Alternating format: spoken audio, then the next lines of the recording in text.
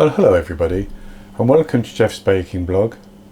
Today I'm going to make some Anzac biscuits. I had a suggestion for these, and although I've made them before on my blog, I haven't done a video of them, so I thought that I would do them again with a slightly different recipe. Now, Anzac biscuits were first invented and sent out to the troops, the Australian and New Zealand troops in the First World War in Gallipoli. Anzac standing for Australian New Zealand Army Corps. Now, these particular biscuits were made in such a way that they would keep for a long time, so they didn't have any eggs in them. And so that's how they're still made today. And they're sweet, and they've got oats in them and coconut as well as flour.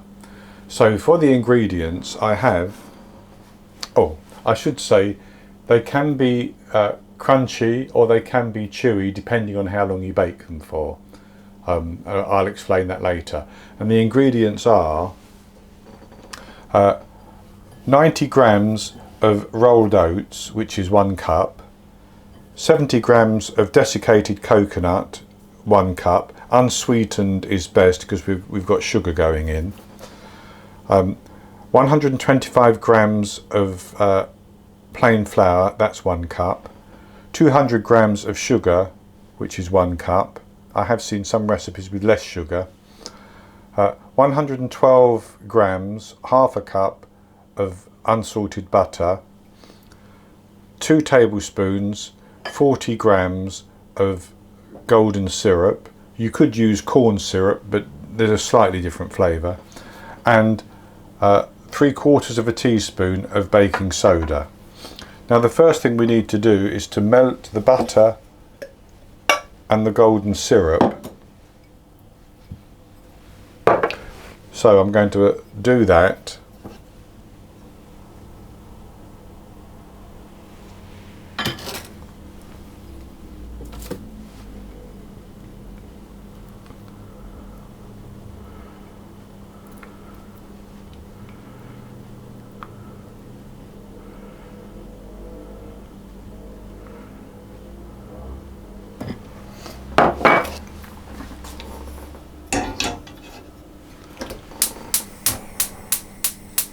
And as that melts, I should say we also need 2 tablespoons of very hot water. Boiling water is best.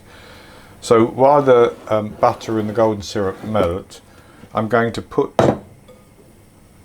the flour, the coconut, the oats and the sugar into a bowl, and I'm going to mix those around to get them combined.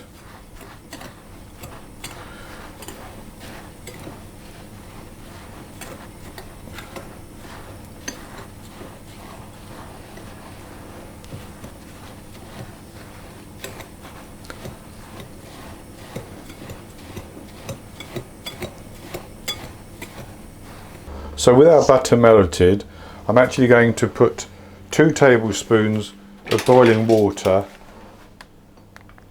into a pot, and I'm going to add into that the baking soda and give it a stir around, and then I'm going to pour that into the melted butter, which will make it foam immediately. As you can see, and with that foamed up, I'm going to pour that into the dry ingredients, and we're going to stir that around until it's all combined.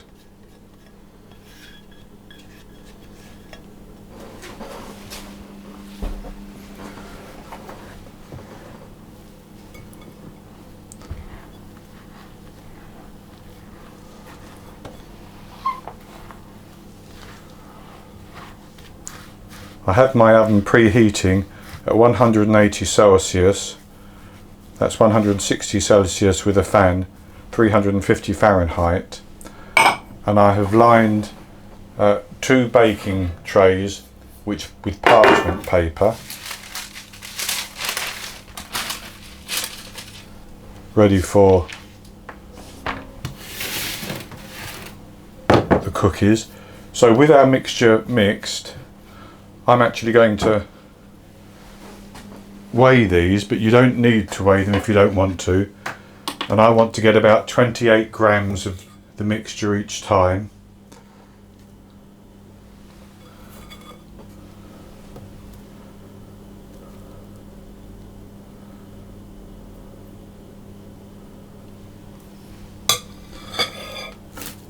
And I'm going to form it into a ball, squeezing it together.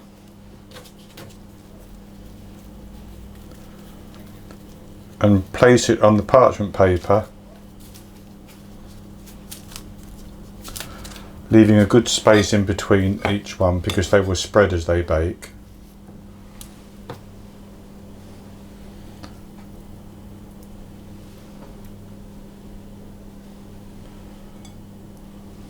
So I've rolled out 23. If I'd have reduced the grams by 1, I'd have got 24, but that's fine. And I'm just going to flatten them a little bit on the top.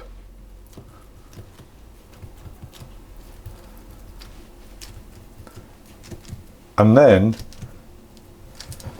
I'm going to bake them in the oven for between 9 and 12 minutes. Now, the longer you bake them for, the crunchier they will become. So after 9 or 10 minutes, they should still be quite chewy, but they will be cooked. After 12 minutes, they should have more crunch to them if that's what you prefer. So I'll bake these and then I'll come back and show you the results when they've cooled down. The Anzac biscuits have baked and I let them bake for 12 minutes. And then I took them out of the oven, allowed them to cool on the rack, on the baking tray for a few minutes until they firmed up, and then I transferred them to a wire rack to cool down completely. And this is what they look like. So they baked quite nicely, and they did spread. Now I actually thought they weren't going to spread, so I flattened them very slightly with the spatula, but I needn't have bothered doing that because they spread of their own accord anyway. And I've already had one little taste, but I'll have another.